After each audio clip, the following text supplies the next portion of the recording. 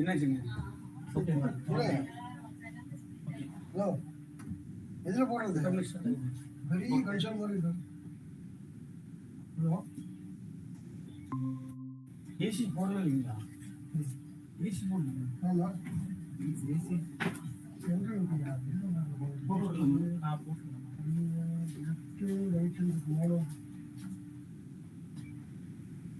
ஆமா ஆமா PM point. ஆமா அது எத்தனை 1 2 3 4 கேது பண்ணலாம். ரெண்டு இருக்குது. மானிட்டர் ஒன்று இருக்கு. லெஃப்ட் ரைட் மோனோ இருக்கா? லெஃப்ட் மோனோ இருக்கா? அது போடலாம். சரி okay okay okay okay thank you. ஒரு சார் வராது.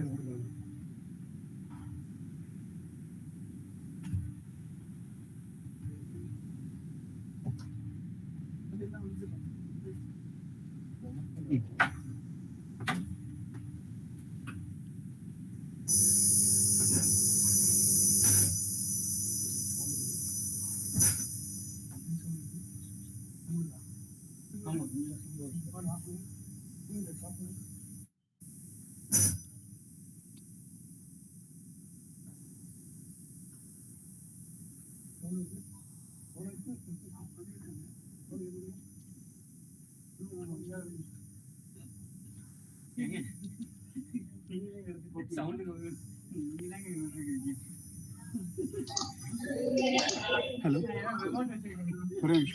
எங்க இருக்கீங்க? மொட்டை மாடியில் இருக்கிற மாதிரி தெரியுது. இல்ல சார், கடலோர பாருங்க.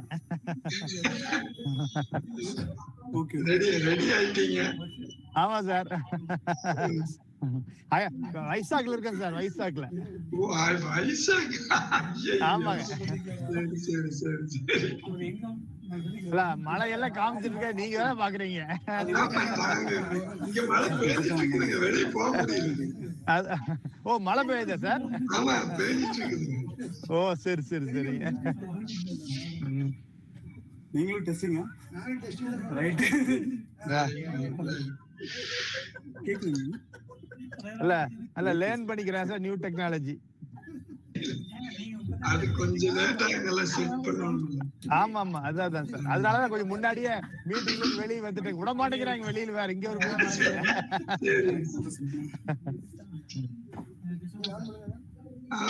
10 நிமிஷத்துக்கு முன்னாடியே போயிட்டாருங்க அரசு பிரின்சிபால். அதான் சரி சரி.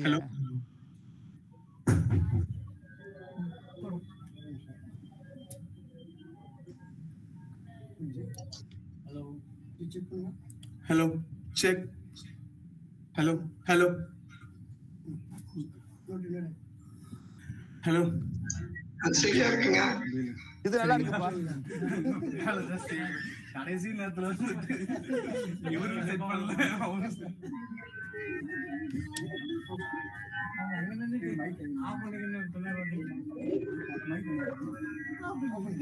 சார் நீங்க வீட்டுல இருக்கீங்களா சார்? கேக்க சார், ஆபீஸா வீடுங்களா? நான் வீட்டுல இல்ல, காலேஜ்ல தான் இருக்கிறேன். இங்க 2-3 கான்ஃபரன்ஸ் நடந்துட்டு இருக்குதுங்க. சரி சரி. போக முடியாது. ஆபீஸ்ல இருந்து அட்டெண்ட் பண்ணிட்டு இருக்கேன். அதான் சரி. நீங்க அப்ப வீட்டுல தான் இருக்கீங்க, ஆபீஸ்ல சாயந்தரம் போறது? ஆமாங்க, ஆபீஸ்ல தான் இருக்கேன்.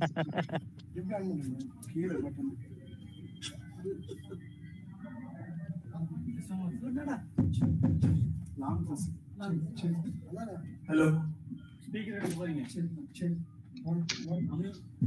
சரி சரி சரி. Okay cash. இல்ல நீங்க வேலை செய்வீங்களா?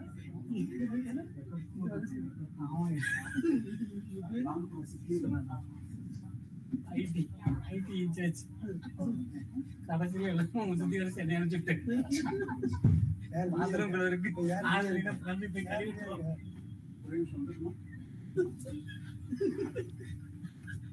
ஒன் டூ த்ரீ 4 வருஷம் நான் இருந்தேன். 3 பேர் லீவ் விட்டாங்க.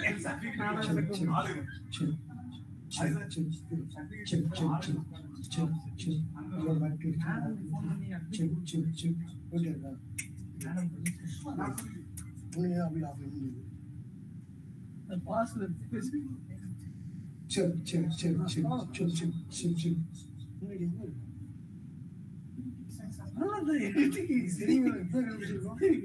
Hello check master check what இந்த ராசா சென்டர் சிவா ராஜநகர் ஸ்வீட் போய் டீ சாப்பிடுறது. ஆமா சாப்பிட்டு போறோம். வாடா லெக்கர் போட்டு வாடா.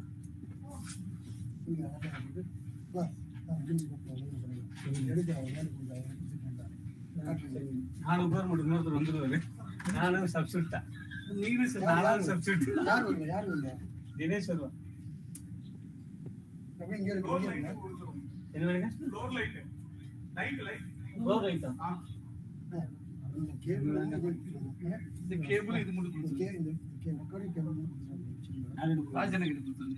ராஜநகர் வான் காட்டு. சார் என்னுடைய கனெக்ஷன் கழட்டி விட்டுறது. என்னைக்கா வந்து நான் வீட்டு தரேன்.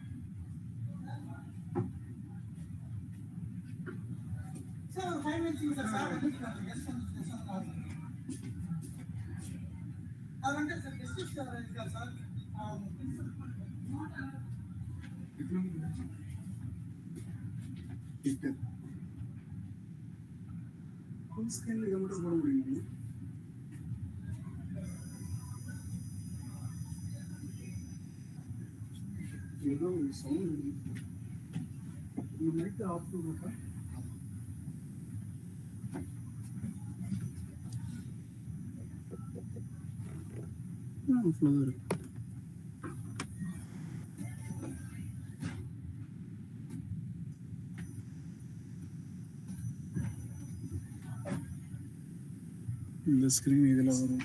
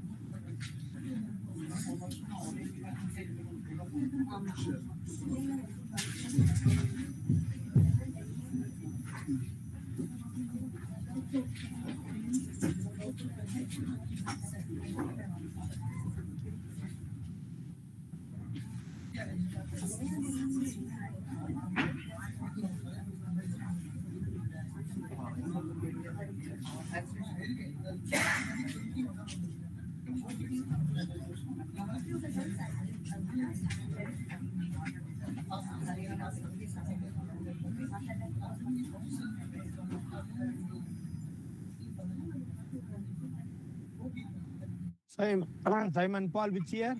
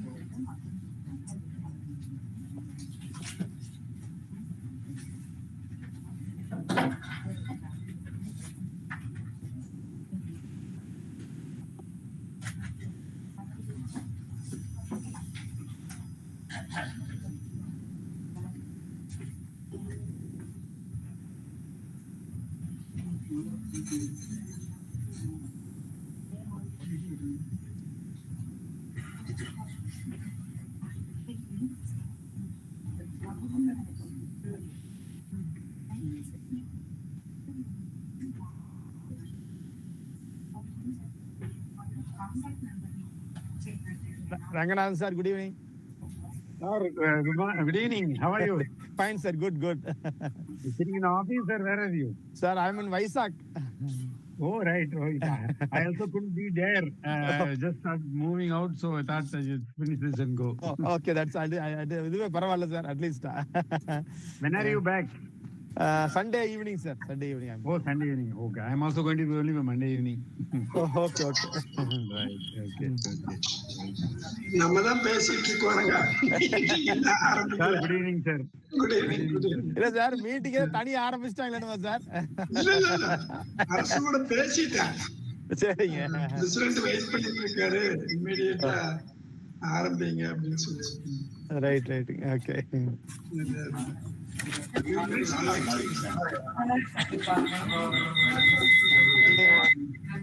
ரோட்டரி இன்ஸ்டிடியூட்னு சார் வைசாக்ல all over India rotary meeting. Oh, right. Okay. All the district governors Rotary meetings. Good afternoon. Ranganathan, good afternoon. No, good afternoon. Sir, I think it's yeah, let us see. He will be here physically. Yeah, that's what we are wondering. A lot of people have come from. No, Ranganathan, I thought actually he will be here physically. Yeah, just going out, so not that for 2 days. I didn't have time to come to the previous college today. How can I miss?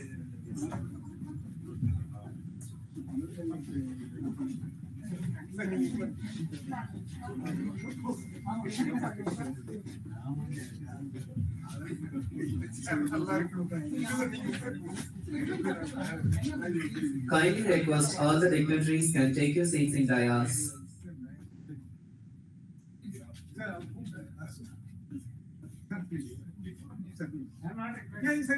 Go there, please.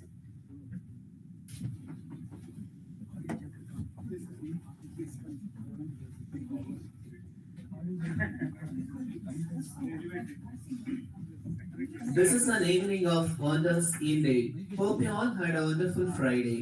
Here it comes to so many memories, sharings, and gorgeous awardees all them all together to present the moment with fulfillment. Good evening to all. We would like to welcome Sri C.R. SWAMINATHAN Endowment Lecture on Unlocking the Value of Integration in Academic Research, organized by PSG Tech Alumni Association Coimbatore. Now it's time to share the initiates. I request everyone can rise for Tamil Thai வாழ்த்து.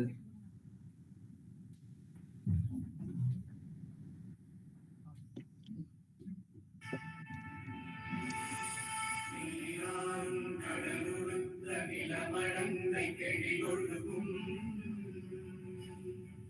சீராரும் படலமென திகழ்பரத கண்டனி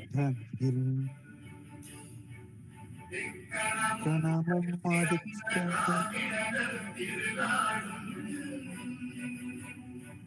தக்க சிறு விலை முதலும் தரிதனரும் திலகமுமே அத்திலக வாசனை போல் அனைத்துலகும் இன்பமுற எத்திசையும் புகழ் மழக்க இருந்த பெரும் தமிழனங்கே தமிழனங்கே உன் சீரிழமை திறமியன்று செய்ய மறந்து வாழ்த்துதுமே வாழ்த்துதுமே வாழ்த்துதுமே.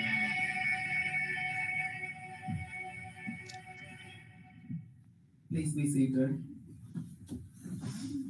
Now, I request all the dignitaries to do flower tributing for the album.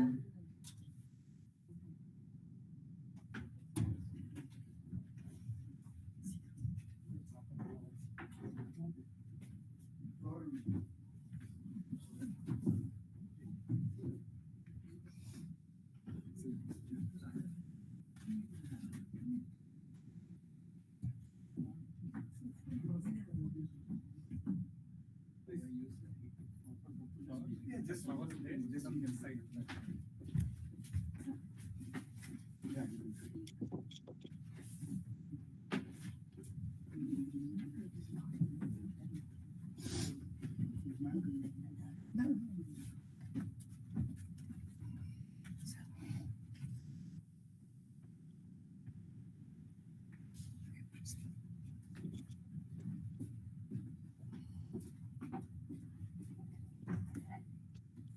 One of my very close friends from my college days. I miss him. All of us. All of us do miss him.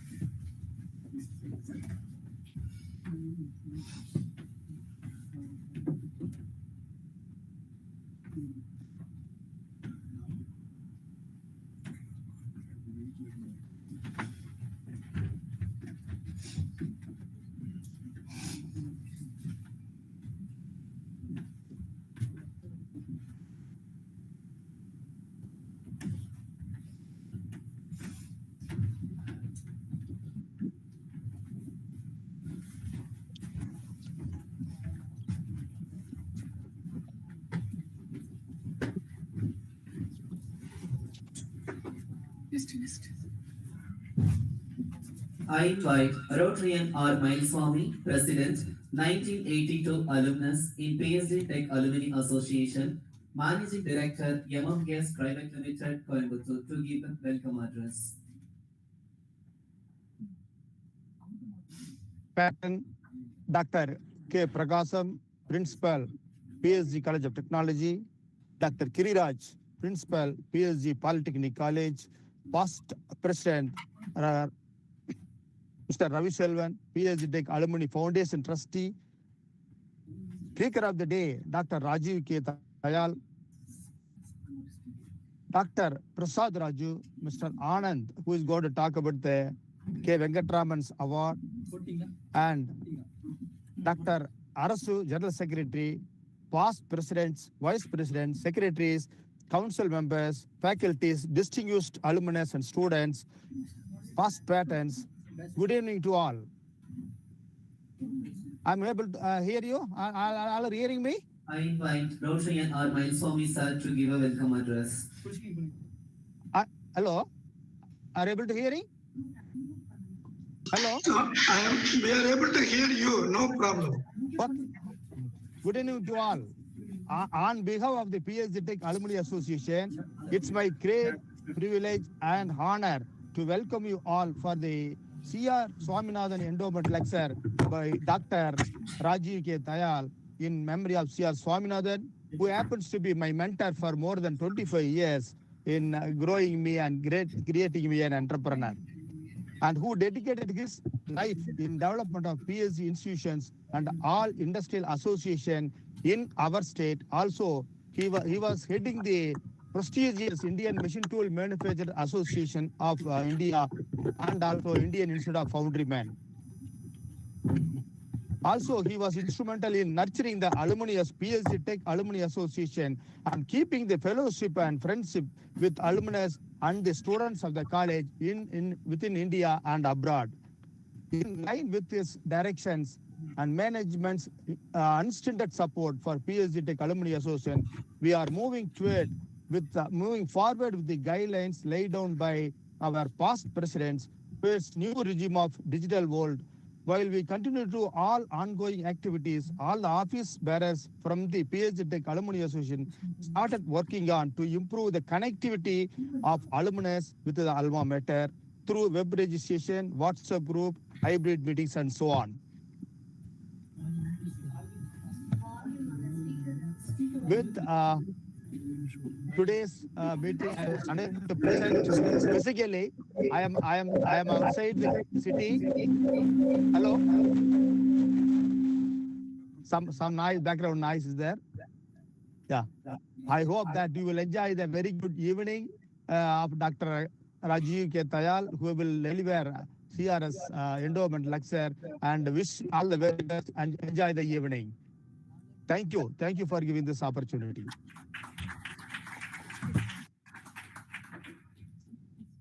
Thank you, sir. Kindly invite Dr. K. Prakashan, Patron, PSG Tech Alumni Association. Principal, College of Technology, to give a presidential address.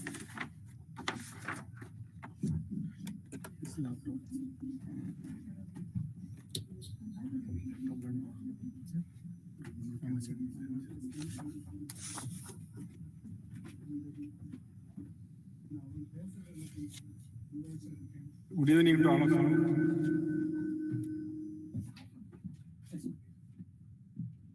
Good evening to all of you.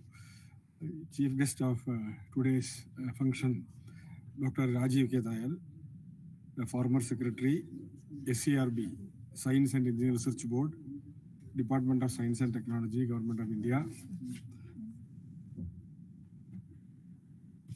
Dr. D.R. Prasadaraju, again, scientist G, former, yes, he's also, when I see you, I feel you are always in DST, so former scientist of DST,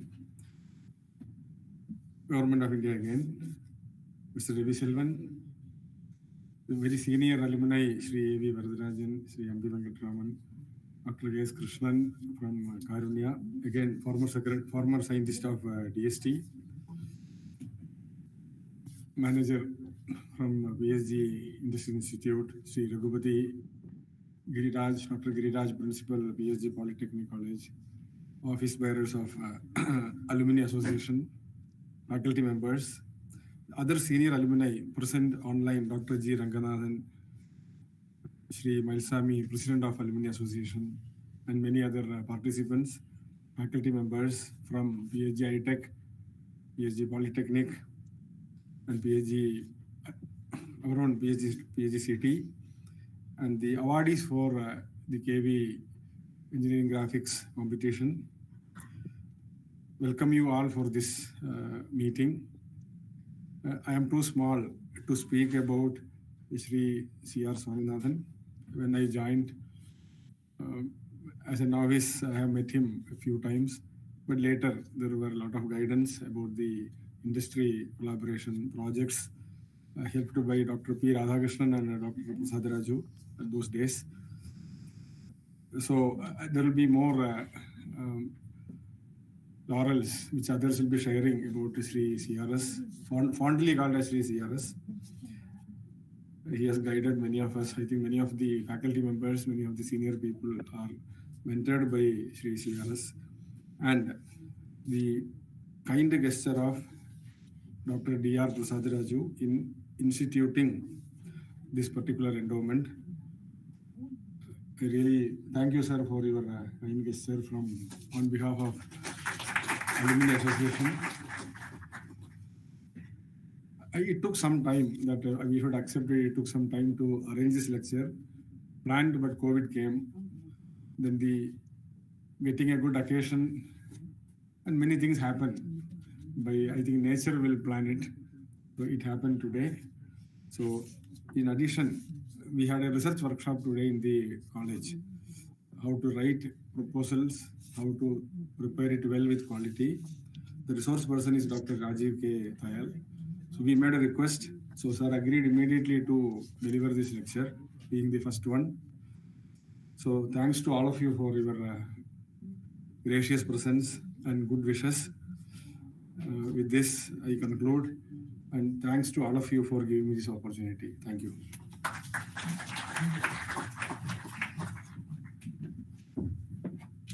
It's the time to give a shawl to the chief guest. I invite Mr. Balaji, Vice President, to be. Welcome you, sir.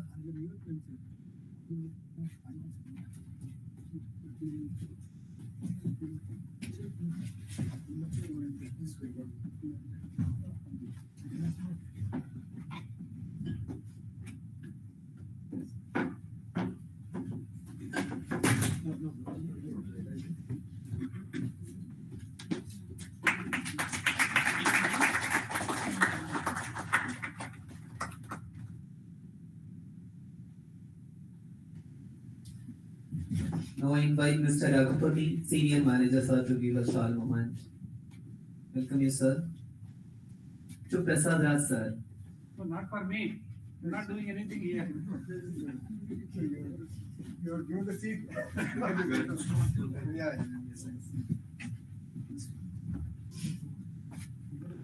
Thank you, sir. I'm honored to receive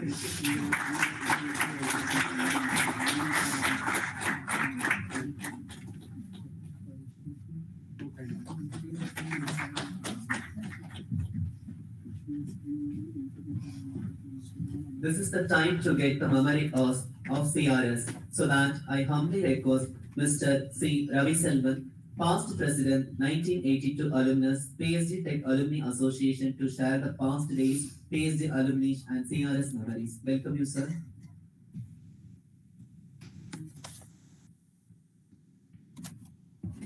Chief guest of today's function, Endowment CRS Memorial Endowment Lecture, Dr. Rajiv K. Thayal, Dr.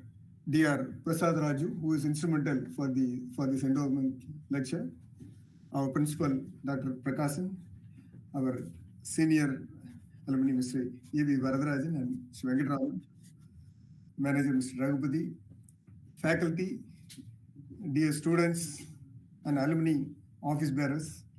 It's a proud privilege for me to stand in front of you, and I miss all the people on the online. So good evening to all of you, alumni president, Mr. Mailsami, and the past presidents, Dr. Radhakshan Nayak, and for all of you who joined online, good evening to all of you. I'm very proud to be here today to share some of the memories with our great Mr. C.R. Swaminathan. He was a person of strategic brilliance, very compassionate and credible competence. CRS was very active in the educational and industrial development, as well as social and community development in this part of the country for over 4 decades. He was a man who plans things very meticulously. We all, fortunately, I was working under him in the PSG Industrial Institute. So all the commercial activities was taken by him. From 1982 onwards, I joined PSG Industrial Institute and I was working closely with him. We miss such a noble soul.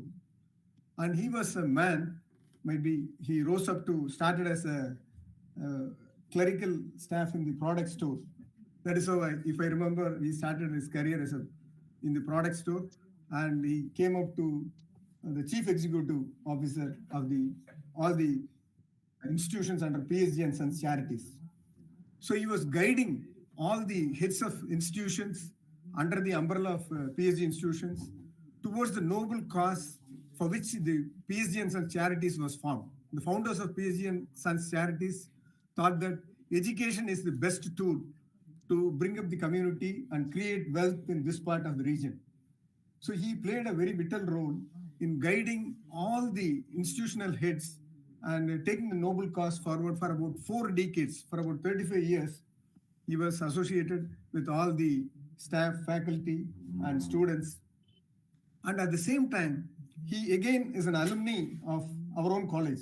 He completed his MBA in our college in PSG Tech, and he became an alumni. And he served as an executive patron when he took over office of the chief executive. He became the executive patron of PSG Tech Alumni Association, and he was actively participating in all the alumni activities and visited almost all the chapters. We have traveled with him to, Dr. Krishnan says, we have traveled to Trivandrum multiple times. We have traveled to Bangalore, Hosur, Neyveli, so Chennai. So all the chapters, and even internationally, he used to travel to New York, New Jersey, and the Bay Area. So he had an excellent contact. After Dr. G.R. Damodaran, might be the legacy was taken up by Mr. C.R. Swaminathan, and through which he could develop an excellent network and of friendship. So with whoever he moved, he was very humble, and he could easily befriend him because his objective is nothing. He didn't have any personal agenda. He did not have any personal agenda. He was looking for the growth of PSG institutions and upliftment of this region. That was his main motive, or whatever we call it. And because of his networking capabilities, he was able to move with various associations. He was the most wanted individual in this part of the country by all the professional NGOs. So any NGOs, if you take, CIA, Confederation of Indian Industry, he held up various posts. He was a Southern regional chairman, and he could contact anybody all over the country over phone call. That is the kind of friendship or networking he was able to develop in the Confederation of Indian Industry. And he became the PSG Industrial Institute was making machine tools. So we were all designers of machine tools. They were making machine tools. And we used to participate in the IMTEX exhibitions. So on behalf of PSG Institute, he could join the All India Machine Tool Manufacturers Association, and he became the president of Machine Tool Manufacturers Association, MTMA. And he was chairing it. He became very closely connected with even Vikram Karloskar, who recently passed away. Like that, all the machine tool people he was able to collaborate. And Neelambur had an excellent foundry under PSG. So through that, he became a foundryman. So he was in the Indian Institute of Foundrymen. He was again holding various posts and in the national level. And see, wherever he goes, he doesn't stop with that particular activity. For example, in the Indian Institute of Foundrymen, he came up, and now our past manager, I think Mr. Kupusamy, is a national treasurer. So he brings up the people along with him. And now it doesn't end like that. Now he developed a Foundry Development Federation. He has formed an a trust or a society kind of a thing, where it's called Foundry Development Federation, wherein this part of the foundries, you can train people through that. So he was able to build, he was a builder of institutions. So he could build a Foundry Development Federation. Like that, subsequently, you mention any organization, he will hold a helm of affairs in that. He was vice president of Indian Chamber of Commerce, and he was interacting with a lot of people. And that way he could benefit. Even the 6th lane, what we have from Neelambur to city now, is an outcome of CAI only. Through CAI, they made a survey, and we could have a 6th lane, whereas no other road in Coimbatore is having a 6th lane. So we could have a 6th lane up to Neelambur, and a lot of similar activities was through him.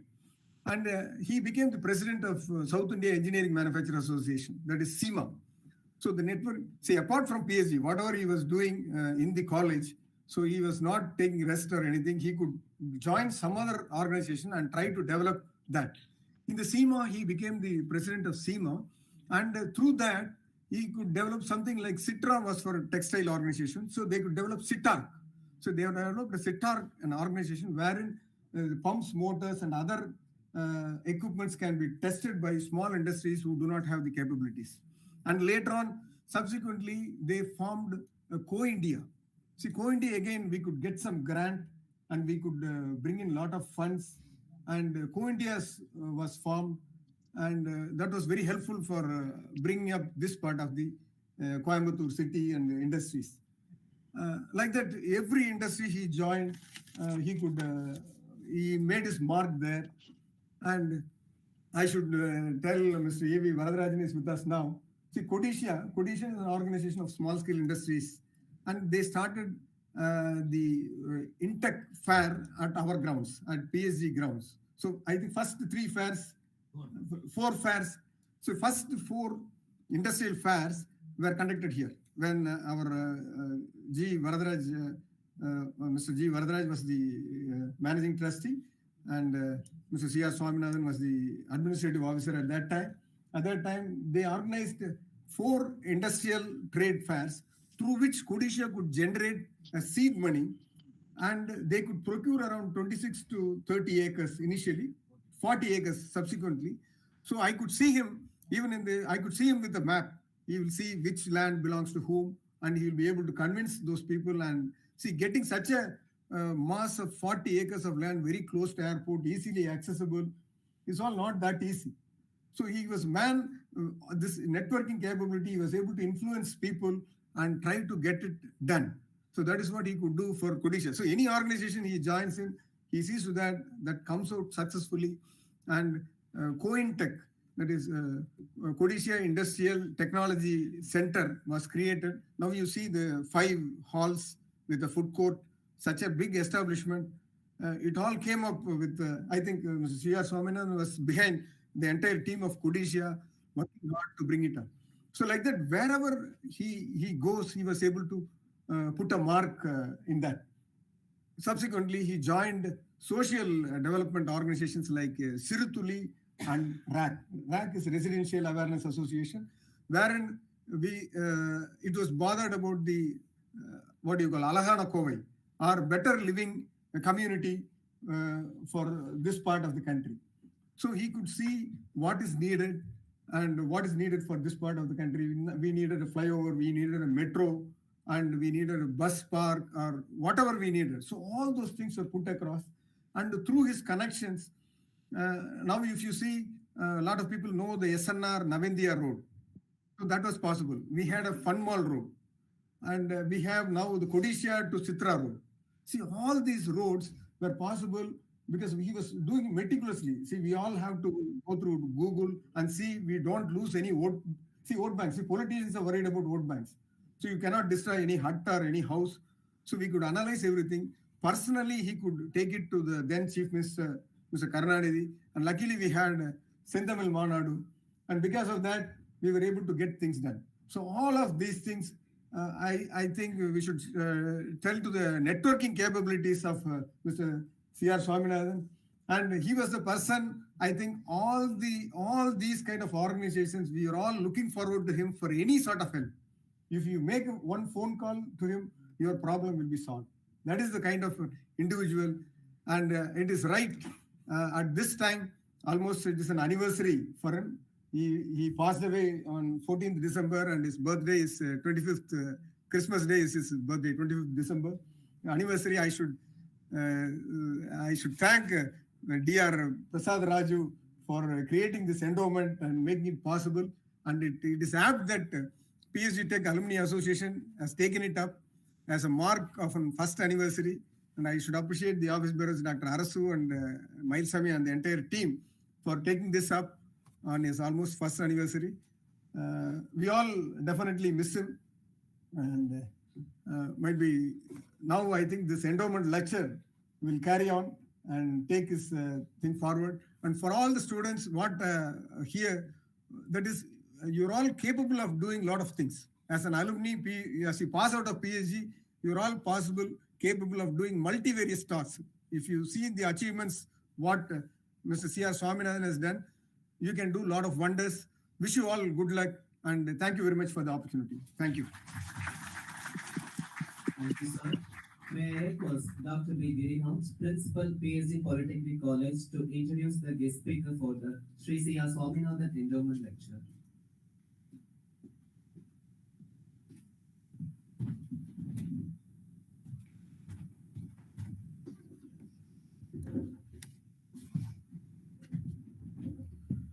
Good evening to one and all present here. It's my pleasant duty to introduce the chief guest today. Dr. Rajiv Tayal, an alumnus of IIT Roorkee, started his career as a design engineer in a chemical process industry more than 4 decades ago. He signed off as an advisor after working in the Department of Science and Technology, DST, Government of India, for over 3 decades.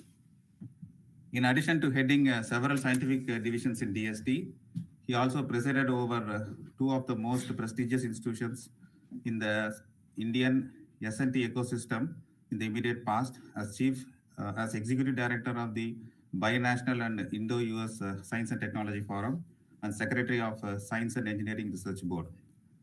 He holds 8 national international patents and has authored several research articles and 2 books on personal finance and science administration. He holds a doctorate in chemical engineering and diploma in project management. He is also a fellow of Indian National Academy of Engineering and the Institution of Engineers. So this is a brief biodata of such a great person here. Sir, we welcome you. Thank you. Thank you, sir. May we request our chief guest, Dr. Rajan K. Tayal, former Secretary, Science and Engineering Research Board, Department of Science and Technology, Noida Senior President, Government of India, to decline the C.R. Swaminathan Endowment Lecture.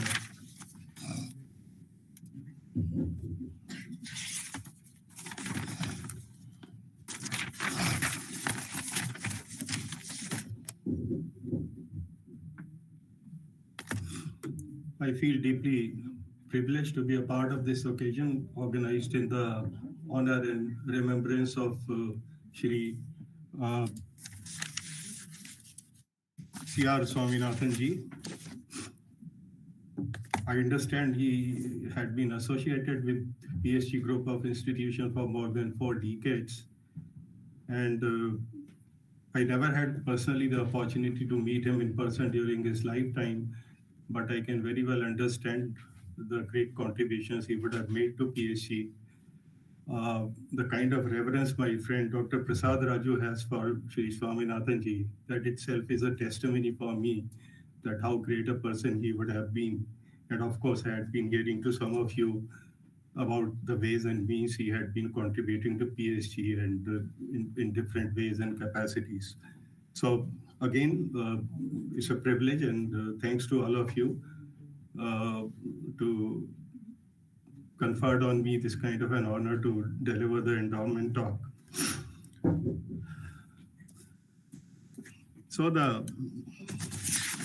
And it's also great to see a lot of young crowd here. I thought that I'll be overwhelmed with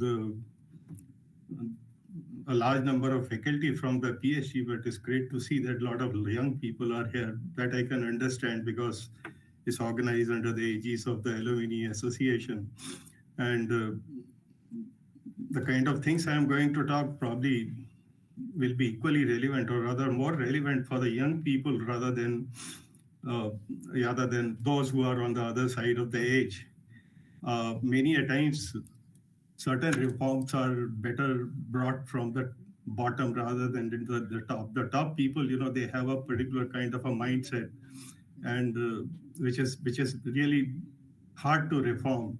But if the initiative comes from the bottom, then probably it becomes a lot more easy for bringing in certain reforms which are not conventional. So let's.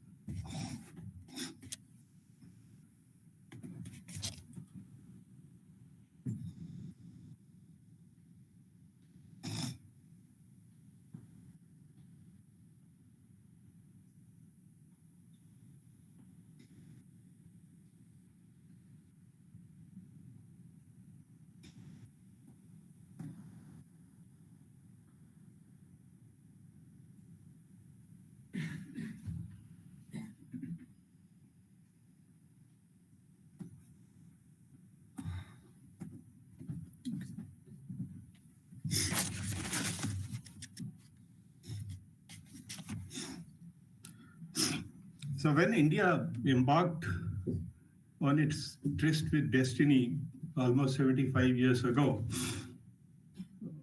that was the time to build a lot of institutions, including educational institutions and research institutions. And at that point of time, I think, number of new Indian IITs came up, NITs, all kind of, particularly the engineering institutions.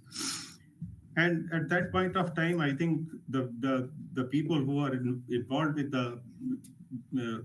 with giving a vision to the creating of those institutions, I think they thought it appropriate, or they put the emphasis more on keeping the teaching and the research separate from each other. So if the IITs were there, the job was to impart quality education and train people who can go work in industry and several line departments of the government or the service sector.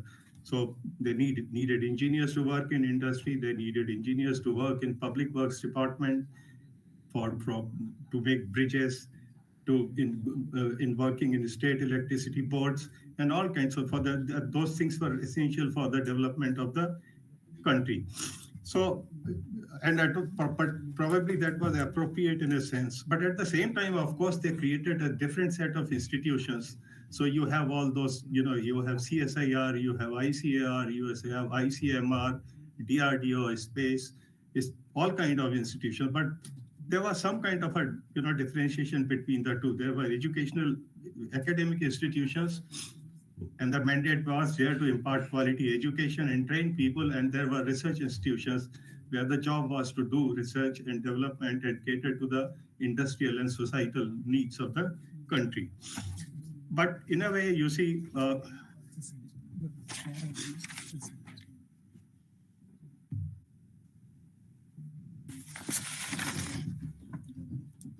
did I touch something? No,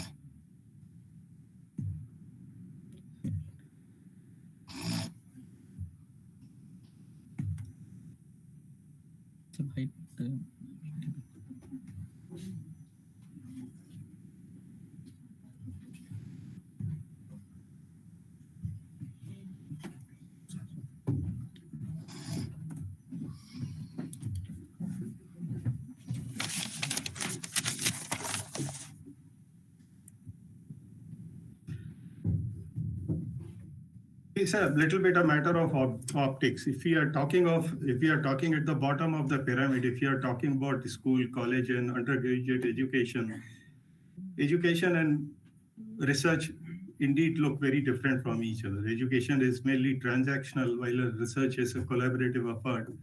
Education is concerned with the knowledge which is already known and well established, while research is something which deals with the new and unexplored. So they are, in a way, they are very distinct, they are very, very separate from each other.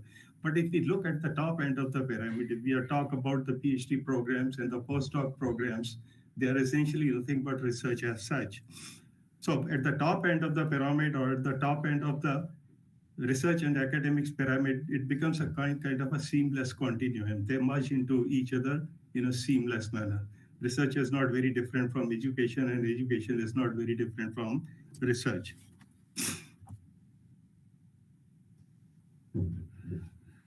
Now, if we talk about the branding of an academic institutions, so what goes, there are several parameters.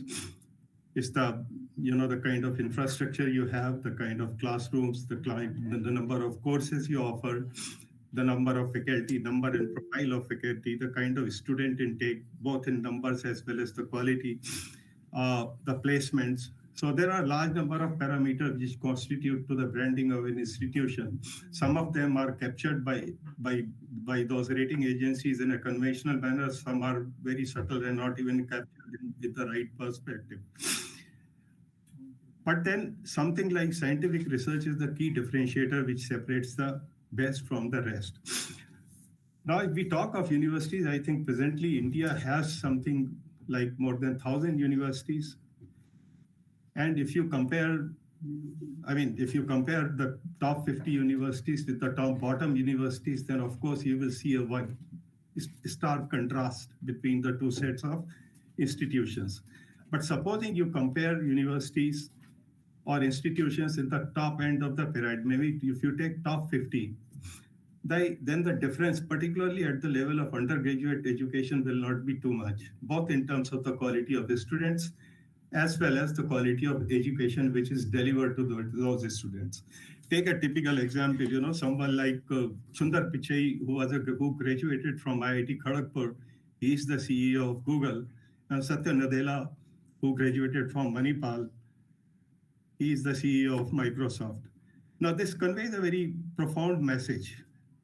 The level of competition is so strong that the difference between somebody who goes to an IIT and who goes to a non-IIT institutions is still in the top bracket, might be very, very incremental. Many times it's just a matter of luck. The difference in the quality of the student may not be very, very, very profound or very, very high. So the point is that if we are talking about top 50 or top 100 institutions, we are not talking about the bottommost institutions. We are only restricting ourselves to the top institutions. So if it is just top 50 and top 100 institutions, then what differentiates one institution from the other? Is it the undergraduate education? Is it the postgraduate education? Or eventually it is the quality of research, the volume of research, the quality of research, the extensiveness of research, which differentiates the number 1 institution from the number 10 institutions or number 20 institutions. I strongly believe that scientific research is the key differentiator to, kind of differentiate one institution from the other institutions in the top end of the bracket. I remember, I'm a chemical engineer, and chemical engineering is a very small community. So chemical engineering departments are normally small with limited number of faculty. I think all institutions don't even have a chemical engineering department. I guess even PSG doesn't have a chemical engineering. But anyway, it's an interesting event with probably 2 decades ago, or maybe 10, 15 years ago. One of my friends in IIT Kanpur, he culled out some data from Scopus. So basically, he just tried to pull out, the research output from the IITs and IISc. And of course, there were just about 6 IITs at that time, including IIT Guwahati, which was the latest one. And it turned out that, the 3 top institutions were IIT Kanpur, IIT Bombay, and IISc Bangalore. Now, IISc Bangalore had just about half a dozen faculty, just about 6 faculty members. IIT Kanpur was close to 15, 16, and IIT Bombay was more than 30, maybe 32 to be precise.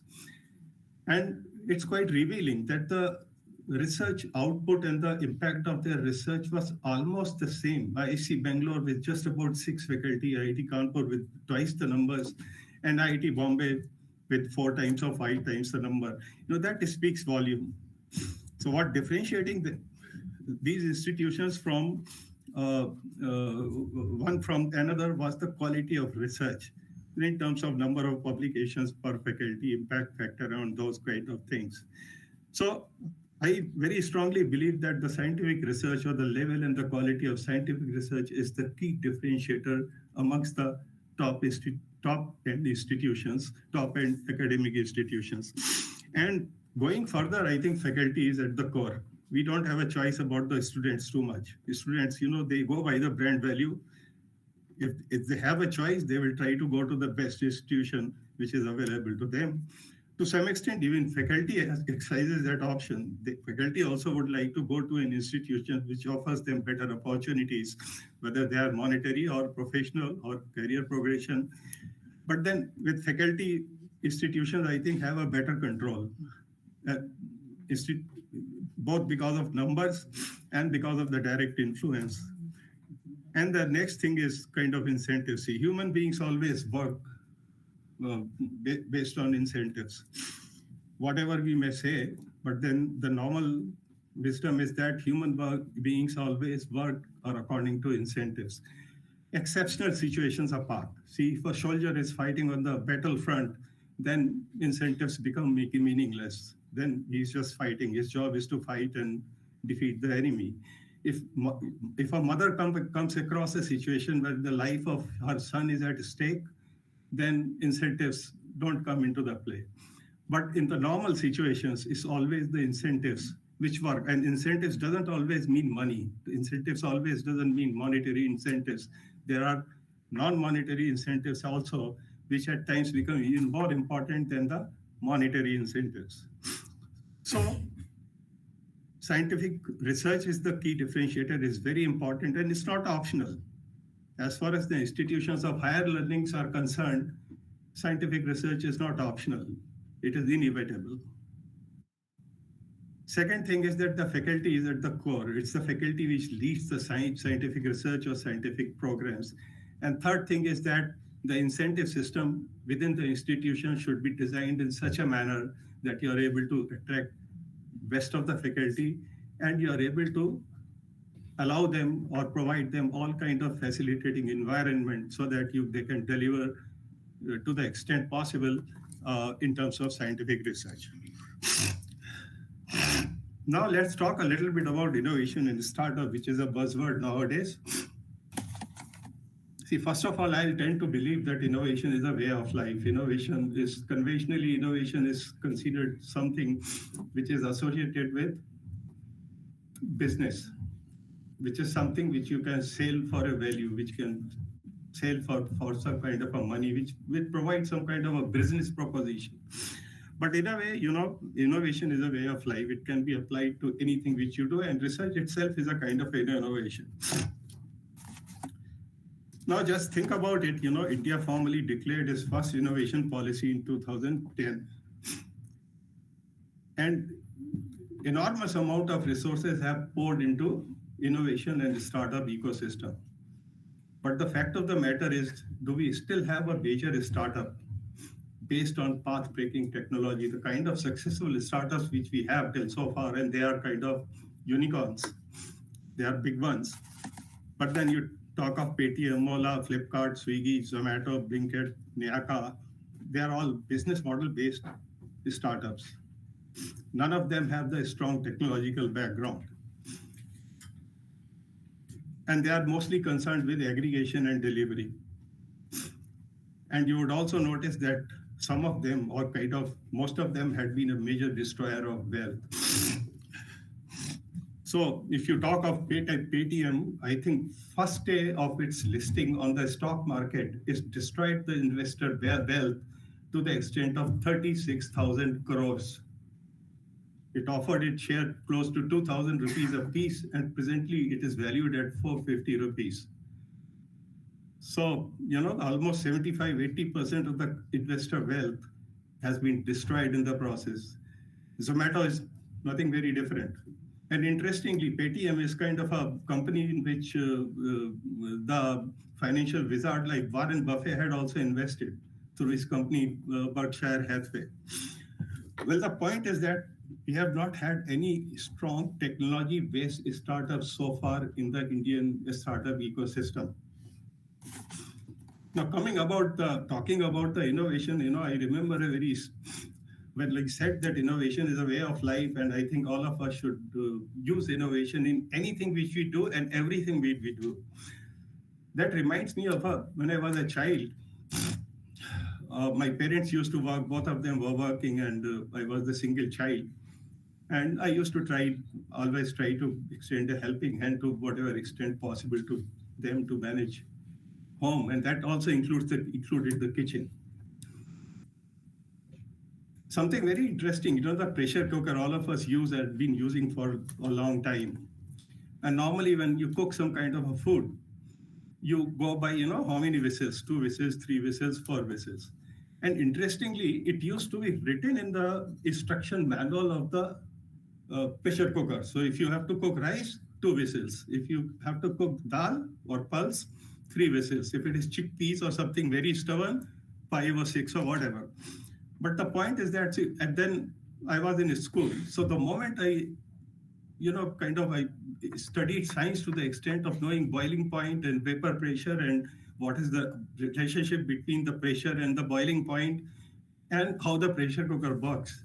Now, the point is that it doesn't make any sense to go by the whistles. The point is that the moment the first whistle comes, the first whistle is important. When the first whistle comes, it means the pressure has been stabilized. Once the pressure is stabilized, doesn't matter how much heat you supply to the vessel, it's not going to make any difference. So the best thing is that you put the flame at the lowest and then go by the time.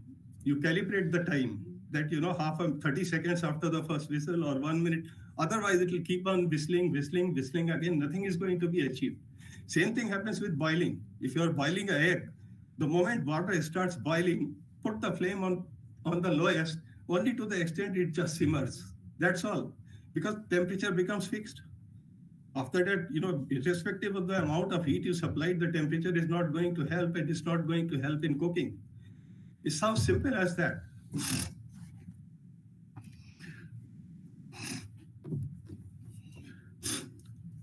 So a startup is the fastest way to success and glory.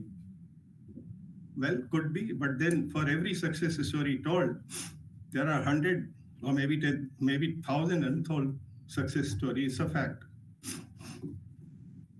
Being a college dropout makes you a natural entrepreneur. So all these Bill Gates, Steve Jobs, Mark Zuckerberg, they were all examples. And at some point of time, even someone like Nassim Taleb, who is known for his black swan or unconventional thinking, he made a statement, that there's too much emphasis on formal education. But then he also said, formal education may not be necessary, but the focus should still be on the learning. So, but many people don't know that Bill Gates has acquired a high level of proficiency in coding even before he entered the college. And he had access to computer in those days when most of the Americans didn't have access to the computers. Steve Jobs got an internship at the age of 12. He happened to call Packard personally. He made a call which was received by Packard, and he just inquired that can he use some spare parts, kind of leftovers in the company for making something. And Packard was both surprised and amused. Somebody 12 years old directly calling him. But then not only he agreed to give him the spare parts, he also offered internship to Steve Jobs at 12. That's where he met Steve Wozniak, and then later on both of them founded Apple. So, the limited amount of a story gives you a very limited picture, and at times very convoluted kind of a picture. It may be true that a school dropout might be a very successful person, but it's not necessarily the other way around, that every school dropout becomes a successful person. Or if you drop from the school, it makes you a natural entrepreneur or a naturally successful person. So the idea, I'm not trying to undermine the importance of innovation in the startup systems. They are indeed very much required. They have their own place. But the point is that they are complementary. As far as the academic institutions are concerned, they are complementary. They are a vehicle to take forward sufficiently matured outcome of scientific research to marketplace. So if there are certain things which reach a level of maturity, people don't have to run around. There is something already available within the academic system where that can be taken forward. And scientific research is the core strength of academic institutions. Innovation and startups are neither primary nor a substitute of scientific research. And technology provides the edge and acts as a barrier. So it's not that, of course, we have not seen those technology-based startups are still not visible in the Indian ecosystem. But I'm personally aware of some of those startups who work in the area of communication, who work in the area of space technology, defense applications. But the other side of the story is that business model-based startups, the gestation period is very low.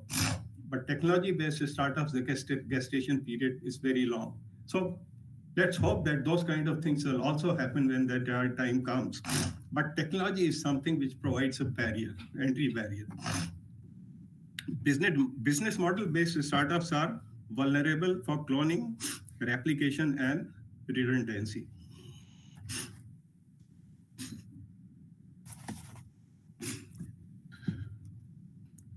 So there could be two types of research: the basic research, which is essentially concerned with the new knowledge and is idea driven, and it involves an intellectual challenge of the highest order. There's applied research, which is more concerned with innovation, application of existing knowledge for practical ends. But there are other challenges which are relevance and feasibility.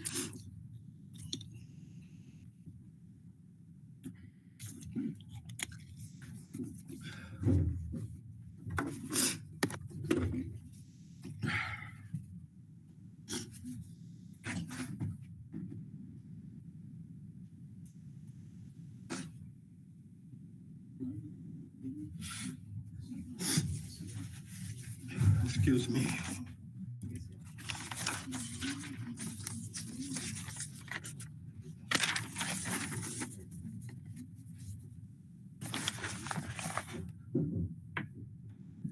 So whether it is basic research or applied research, both has to have some kind of novelty, some kind of something. It has to be something new. It has to be something new and novel that is common to them. The concept of newness, of course, varies a little bit in the case of basic research and applied research. When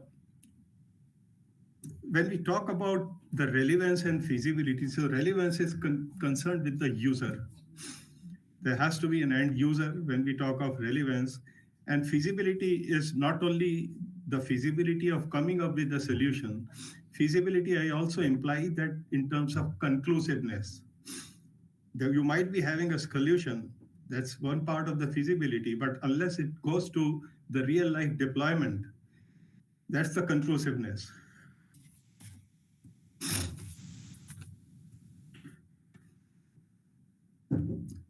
A good research involves both novelty and significance, and an outstanding research involves scientific rigor and relevance, so in terms of application. So if you are trying to solve a high impact problems with highest level of scientific understanding, that's an outstanding research. And that kind of research can stand the test of the merit on both the counts. It can pass the test of merit as a basic research. It can pass the test of merit as an applied research.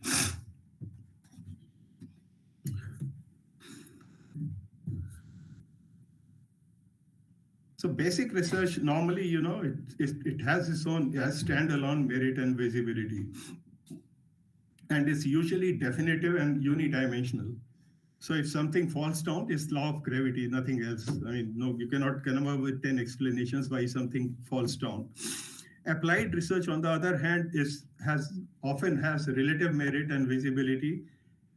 And to the extent it is non-definitive and multidimensional. What it means is that applied research, there could be, for a problem, there could be n number, not n number, and doesn't mean large numbers, but there could be 5 equally good solutions for a particular problem.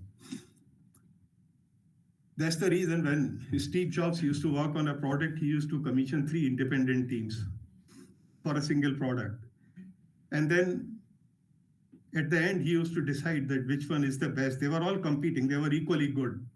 So likewise, if you're talking about applied research, it happens is that there could be multiple solutions, and often all of them are competing. And at the same time, unless you have multiple solutions, you can never be sure that the solution you have in hand is really the best solution, or it might be a good solution, but you can never be sure that this is the best solution. Unless you develop those competing n number of solutions, you can never be sure the one which you have is indeed the best solution. And operating in the middle zone, it often, the basic research and applied research, if you operate in the middle zone, that often results, that's a practical experience of my having seen a lot of research and research proposals in DST. It often compromises either on the scientific rigor or on the feasibility and real life deployment, or probably both. So this is what I mean by integration of research. 2 domains. One is the horizontal integration of research along the R&D length scale, which is basic research and applied research. And other one is a vertical along the academic levels, the undergraduate, postgraduate, and then PhD or postdoc kind of levels. So schematically, it can be,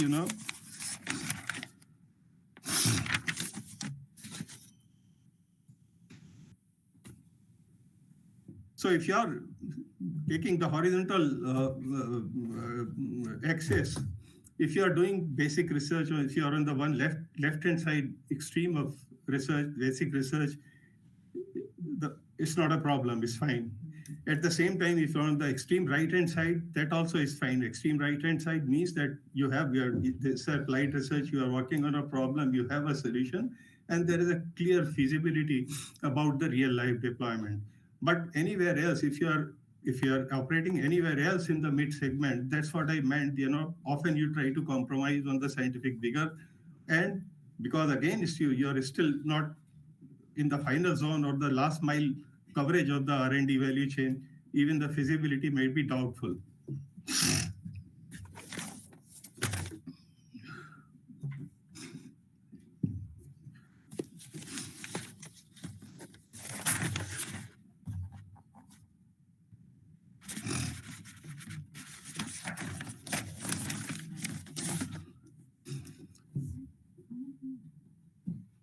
So a good research is kind of a marriage between scientific novelty and relevance. It means that you have good science and you have something of practical utility. It means infusing more science into applied research, and it means making basic science more relevant.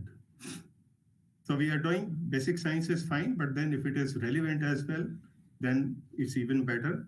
At the same time, finding a solution to a problem is good, but at the same time, doing it at the level of underpinning of science, that's even better.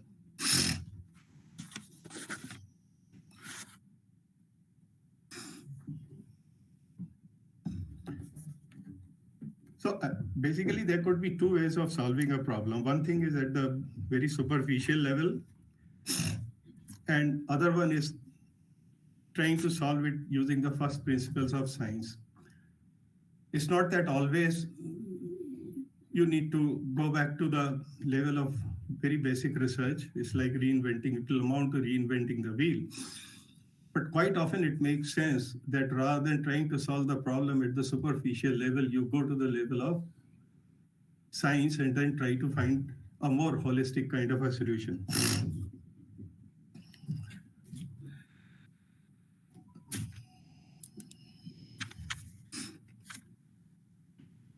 So I'll narrate another example. I worked in government for close to 3 decades, but I started my career as a design engineer in a large process industry, a chemical process industry. And we used to work we were design engineers, but then we were kind of the think tank, intellectual, scientific think tank of the company, a small set of people who used to network with all kinds of remaining functions, the productions, operation, marketing, quality assurance, and all kinds of people. Okay. So, and one of our discrete job descriptions, so we are supposed to design, we were supposed to collaborate with R&D cell to generate some laboratory data, all kinds of things, and then design plants, go to the field and then erect those plants, do scale up. And only when the plant was commissioned, it was handed over to the production people. But in addition to all these things, one of our discrete job functions used to be troubleshooting. But troubleshooting, not that in a literal sense, but it was a discrete job function, one of the defined. And troubleshooting, basically, as the name says, you find the trouble and you shoot it. So production people have some problem, they come to you with the trouble, and your job is to shoot it. Shoot in the sense, because these production people they are interested in finding quick solutions. Because if the problem is not solved, it hurts them. And as I said, everybody works according to incentives. Their incentive was to see that the production lines remains in operation without any disruption. So one of the discrete functions was to shoot the trouble. So we used to shoot the trouble. We used to find a solution as quickly as possible, often a quick fix solution. But that was not enough. What we also used to do, we used to give them a solution, but at the same time, we again used to go back and try to find a more holistic solution. So once we have a better solution, we'll go and tell them that, look, this is what is to be implemented in the long term. We provided you a quick fix solution in the short term, but in the long term, it's going to work better. Now, this is not very different.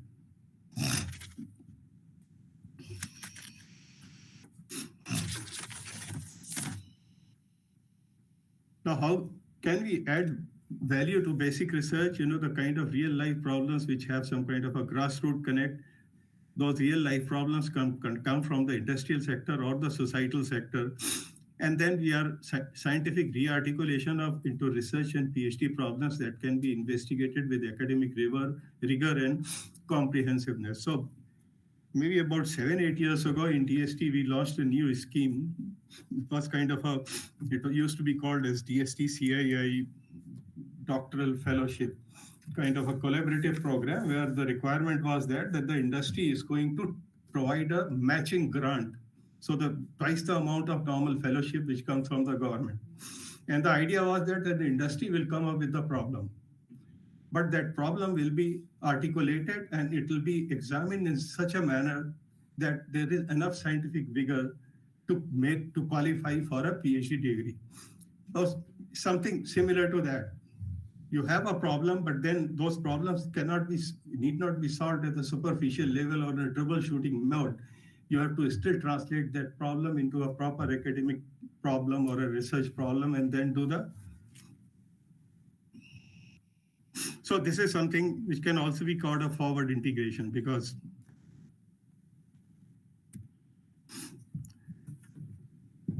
now this is how we can add value to the applied research, solid grounding in good science. So the second bullet, is high on relevance and user connect. If we are talking of applied research, the second bullet is directly related to applied research. That it's assumed that it's high on relevance and user connect. But going back to the first bullet, it should have some kind of a good grounding in science. Then the third thing is that the functional and economic value. And the last one, but equally important, is the conclusiveness.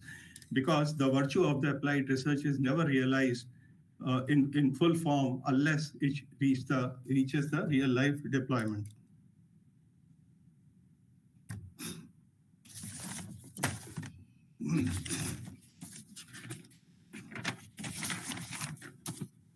So as I said, the importance of relevance becomes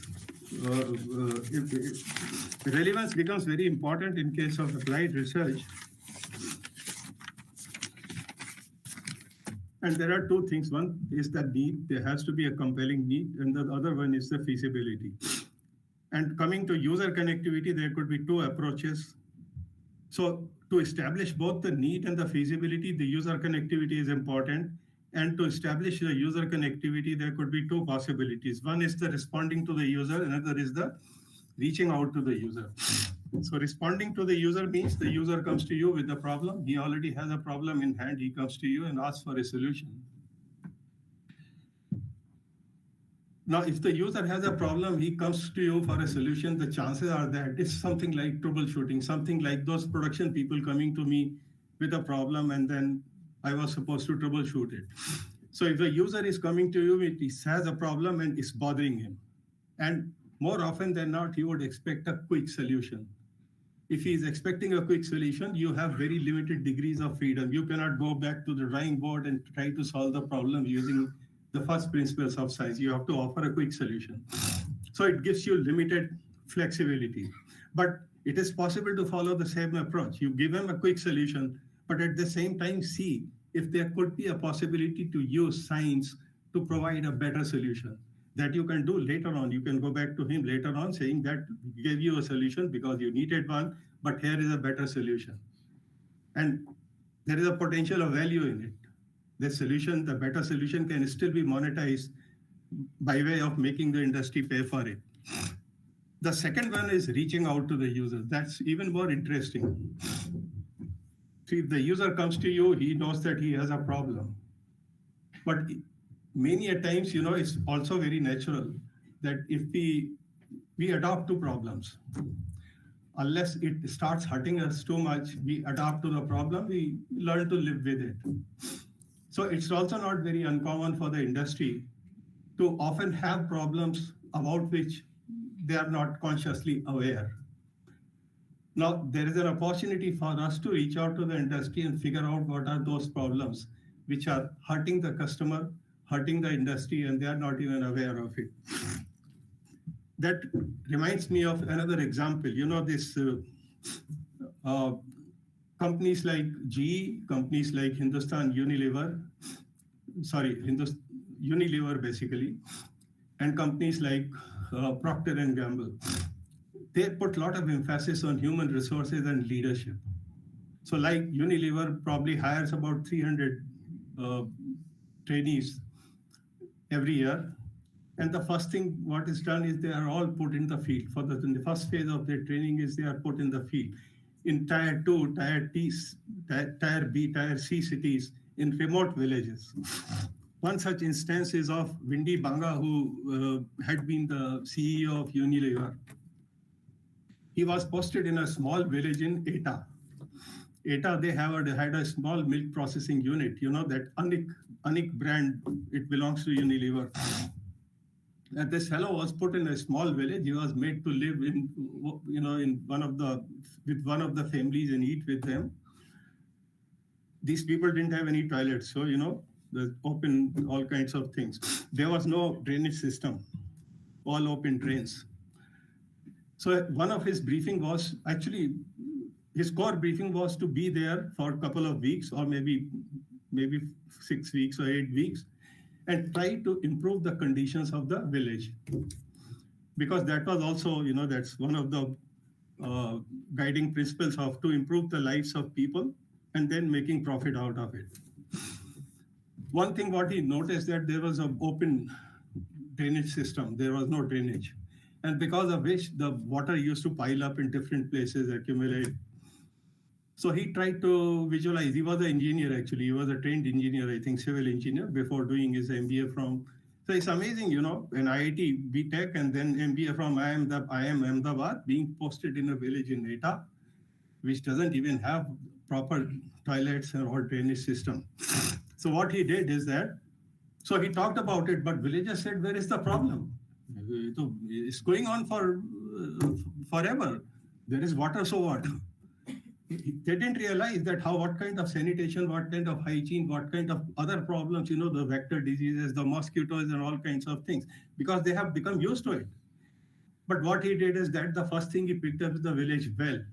So he bored around 6-inch diameter and 20 feet deep holes, filled it with some kind of pebble so that the sand should not again fill up. And then they realized there was no water around the village. And the villagers realized the importance. So then they embarked upon a similar kind of a project all around the village. The point here is that it's very similar. If you go, you know, try to compare with the industry scenario, it is often they have a lot of problems.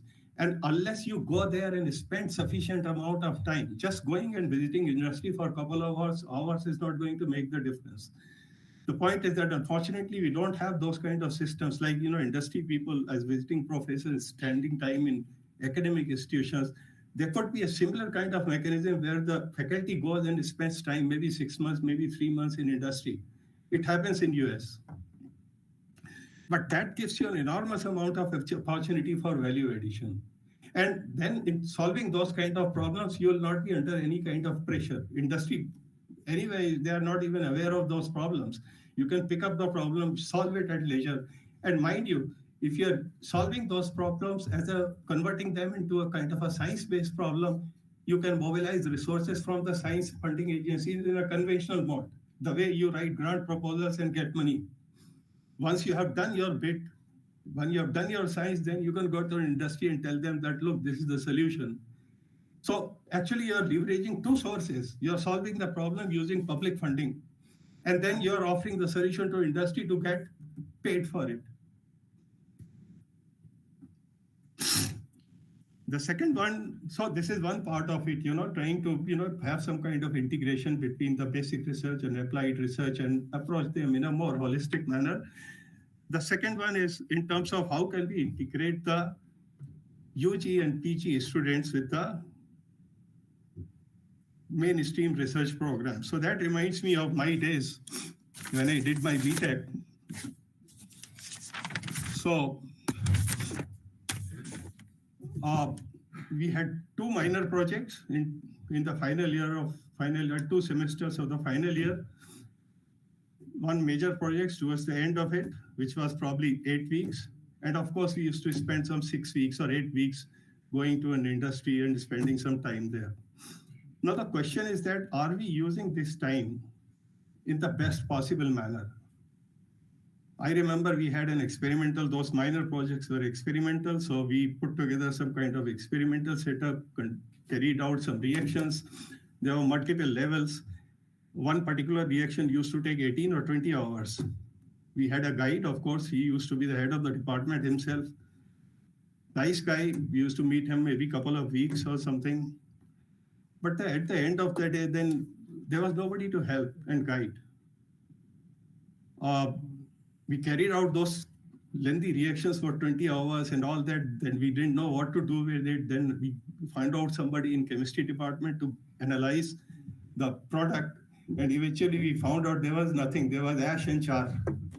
To some extent, we are scared, Nothing is coming out. What will happen to our grade? We eventually got A grade. So probably it was an established norm. I mean, you have to do something. Doesn't matter whether something happens or not. Then the major project, the 8 weeks project. So we used to work for, it was a design project, design of a phenol cresol plant. And we used to spend maybe 18, 20 hours a day, work really hard, charged up.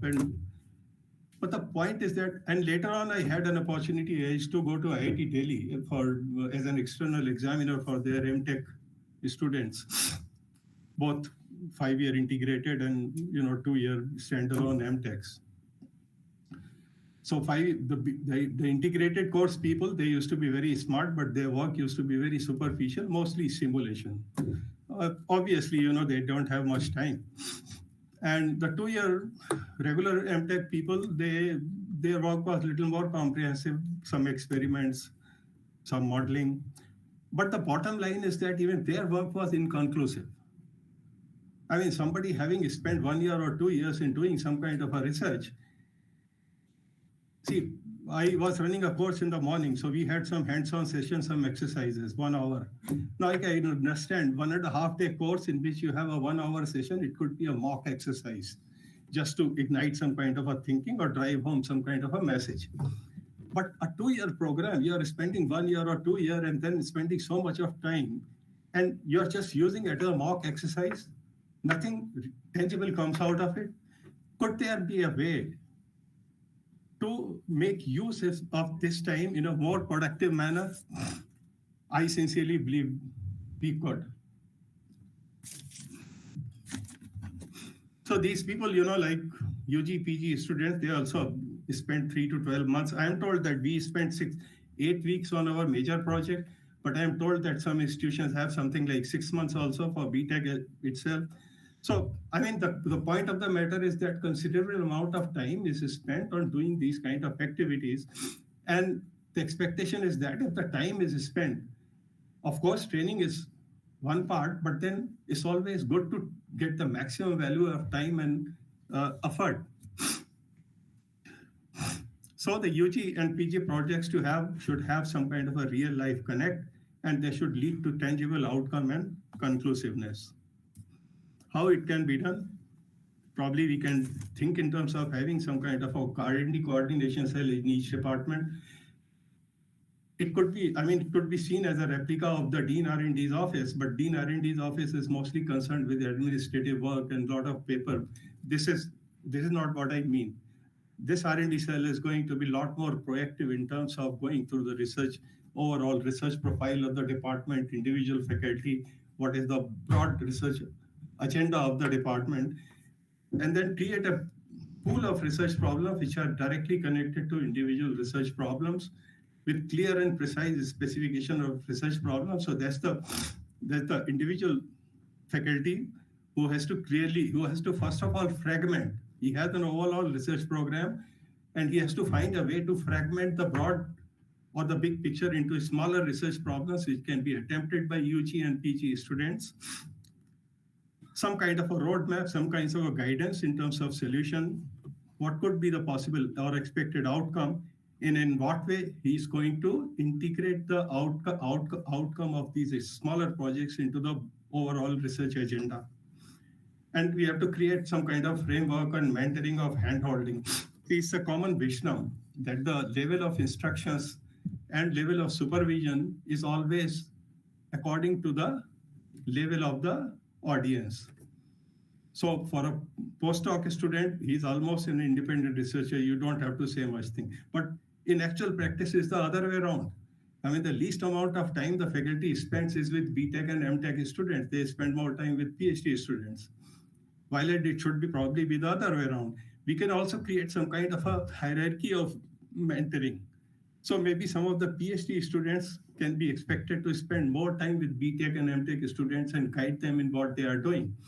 And in that process, you are not only training the PhD students to be doing independent research, you are also training them to be guiding research.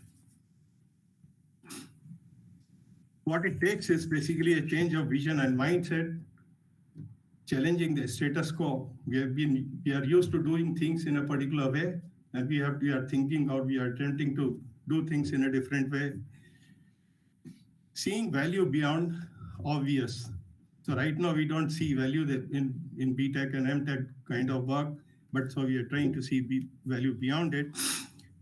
Innovation in thinking, modular approach. So as I said, that the bigger research problems has to be fragmented in some kind of a smaller modules, which can be realistically attempted by UG and PG students.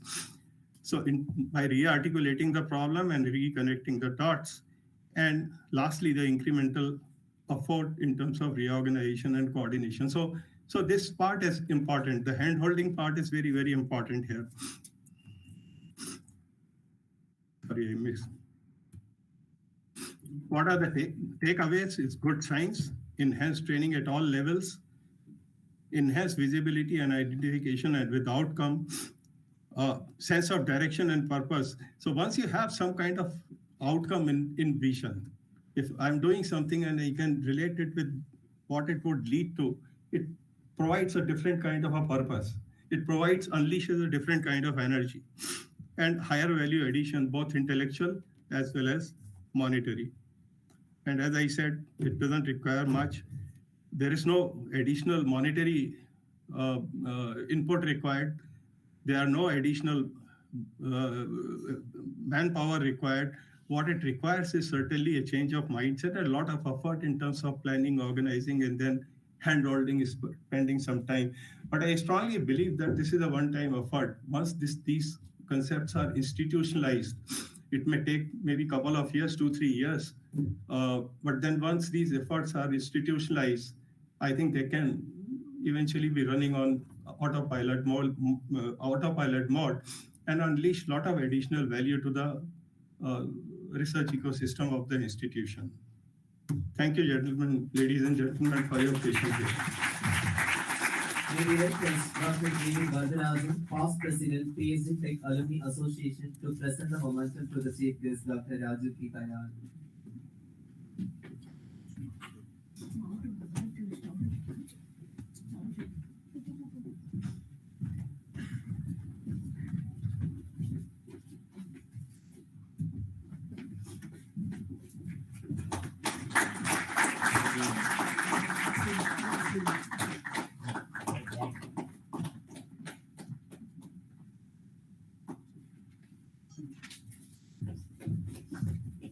An award has been instituted in the name of Dr. K. Venkatraman Award for Excellence in Engineering Graphics. I request Principal, PSG Polytechnic College, to brief the August gathering about the award and also announce the awardees.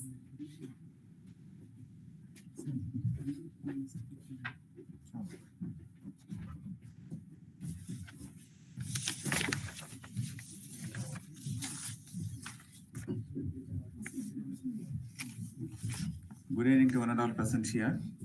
It's my pleasant duty to announce the awardees of the Dr. K. Venkatraman Award for Excellence in Engineering Graphics. This award is instituted by the 1987 batch of alumni who graduated in 1987, and then they had their Silver Jubilee reunion in 2012. And that particular team of alumni members are regularly conducting this Dr. K. Venkatraman Award for Excellence in Engineering Graphics. So the batch of students contribute rupees 30,000 rupees every year, remembering their teacher, Dr. K. Venkatraman, who was an legend in engineering graphics. I think some of the students who studied under him are also present here. A great teacher, a professor and the head of mechanical engineering. Then later on, he was principal of the PSG College of Technology and Polytechnic College. He has written books in engineering graphics, and those days he used to handle engineering graphics for the entire team of engineering students, irrespective of the branches.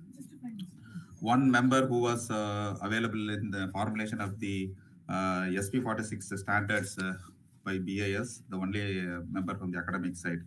So a great teacher. So it's really a pleasure that this particular batch of students, 1987, they are regularly contributing to conduct this, what do you call it, as engineering graphics contest among the students of PSG Tech. And I think from 2013 onwards, they were organizing this program. And last couple of years, we could not conduct the program.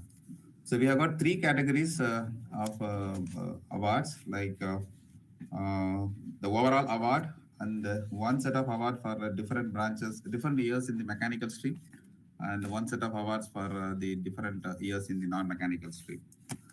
I think we'll request Dr. Prasad Raju sir to come over to give away the awards. The first year best award goes to B. Mugil of second BTech Fashion Technology. In the mechanical engineering stream, second year, the first award, the award comprises of cash prize and a certificate. Right now we are handing over the certificates. The mechanical engineering stream, second year, we have Pirzara Avar Akum. I don't know whether I have pronounced the name correctly. So he is the first prize winner. We have T. Ashish, second B. Sandwich Mechanical Engineering for the second prize, and R. Kishore of second BE Sandwich Mechanical Engineering for the third prize. For the third years, yes, Ratish of third year BE Mechanical Engineering gets the first prize. PD Ranjit Kumar of third year BE Mechanical Engineering gets the second prize. And M. Vigneshwaran of third year BE Production Engineering gets the third prize. The fourth year, we have C. Kumar of fourth BE Sandwich Mechanical Engineering. He gets the first prize. N. Karan of fourth BE Mechanical Engineering is getting the second prize. I think Karan is not available, and Shankar is getting the third prize. He is also not available. In the non-mechanical engineering stream, we have C. Ashwin of second year BE Biomedical Engineering getting the first prize, and C.V. Tarni of second BTech Biotechnology. Both are not available. In the third year, we have R.J. Pragadish of third year BE Robotics and Automation Engineering. Tarni is available. Okay. Tick panna murukku. Tarni, please come.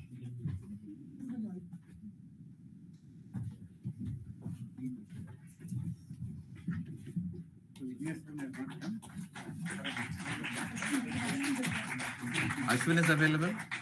Ashwin Rikar, please come. Ashwin gets the first prize in the non-mechanical engineering stream.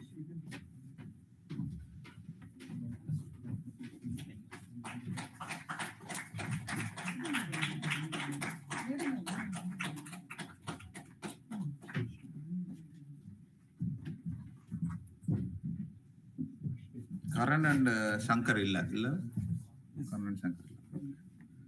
So the third year, R.J. Pragadish of third BE Robotics and Automation Engineering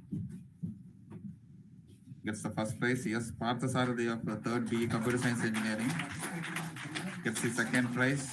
And Yes, Vignesh of the third B Biomedical Engineering is the third prize.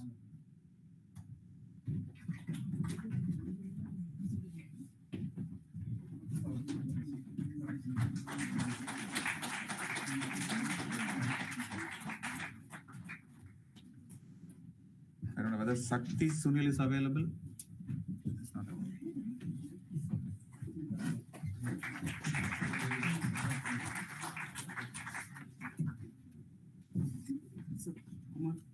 Vignesh Kumar has come. Okay, C. Kumar. Okay, fourth B Sandwich Mechanical. He gets the first prize in the fourth year. C. Kumar.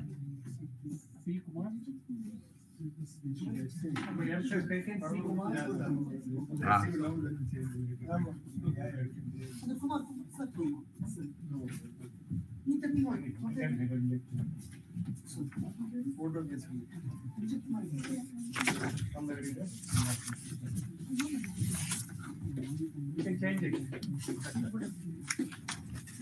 Where else left over? Thank you, sir. Thank you so much. Yes, sir. Thank you so much. Thank you, sir. We call Dr. M. Arasu, General Secretary, PSG Tech Alumni Association, to deliver the vote of thanks.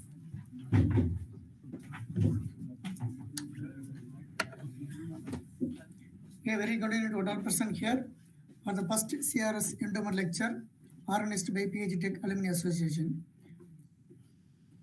When we finalized the date, we found the place, but unfortunately, the 3-4 conference were held at the engineering campus. So that's why we are choosing the PHIM. But it's a very coincident. Our CRS is alumnus of PhD Instrument Management, is a graduate MBA program. So it's a coincidence for the place also. So again, I wish to thank our patron, Dr. Prakasan sir, Principal PhD College of Technology, who was the source of inspiration to us to conduct this endowment lecture. Thank you, sir. It is my pleasure and honor to thank today's guest speaker, Dr. Raju K. Dayal, former Secretary, Science and Engineering Board, Department of Science and Technology, Government of India, for delivering the first CRS endowment lecture on the theme of unlocking the value of integration in academic research. Thank you for your enlightening speech, which brought new insights for the role of startups in academic institutions, scientific research and development, integration of research, and importance of basic and applied research. Thank you, sir. Due to your health condition, you will make this function. Thank you, sir. We sincerely thank Dr. D.R. Prasad Raju, former scientist, Department of Science and Technology, Government of India, for instituting endowment to deliver a lecture in the name of CR, former Chief Executive, PhD institutions, and also former Executive Patron of PSG Tech Alumni Association. He is a man who suggested Dr. Raju K. Dayal as today's guest speaker. I thank you for presenting the prizes for the Dr. K. Venkatraman Excellence in Engineering Graphics winners. Thank you, sir. My heartfelt gratitude, Mr. R. Mailsamy, President, PSG Tech Alumni Association, and Dr. Sri Vidya, Director, PhD Institute of Management, and former PSG Tech Alumni Association President, Dr. A. Vadarajan, sir, Mr. C. Ravisamal, sir. I would like to thank Dr. P. Giriraj, Principal, PhD Polytechnic College, and Vice President, Mr. R. Balaji, sir, and all the Vice President and Secretaries and Treasurer for the involvement and support in the effective functioning of the association.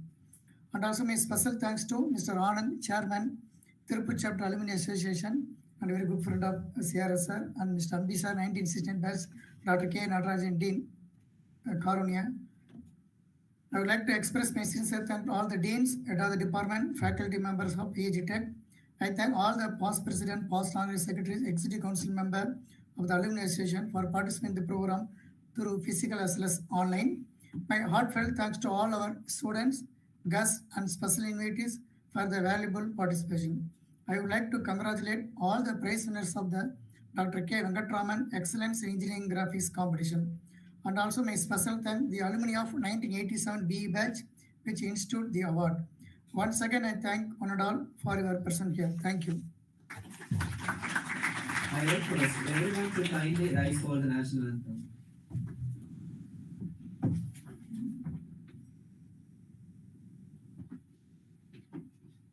Vinayaka Jaya He, Bharata Sindh Gujarat Maratha Dravid Utkal वंगा विंध्य हिमाचल यमुना गंगा उज्जल जलधि तरंगा तव शुभ नामे जागे तव शुभ आशीष मांगे गाहे तव जय गाथा जन गण मंगल नायक जय हे भारत भाग्य विधाता जय हे जय हे जय हे जय जय जय जय हे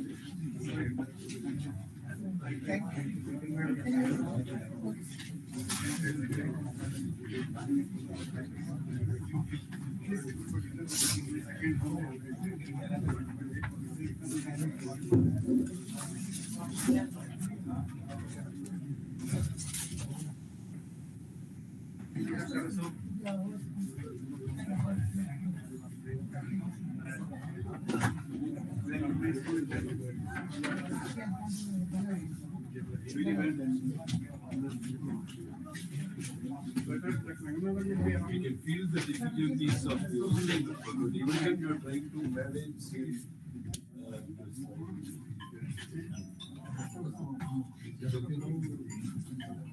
gold becomes some heavy problem, has some other kind of things. Yeah, we'll meet you. No problem. Just say hello to. Okay. Okay, sir. Okay, thank you. Take care, sir. AC also got that. Yeah, that's what we stopped.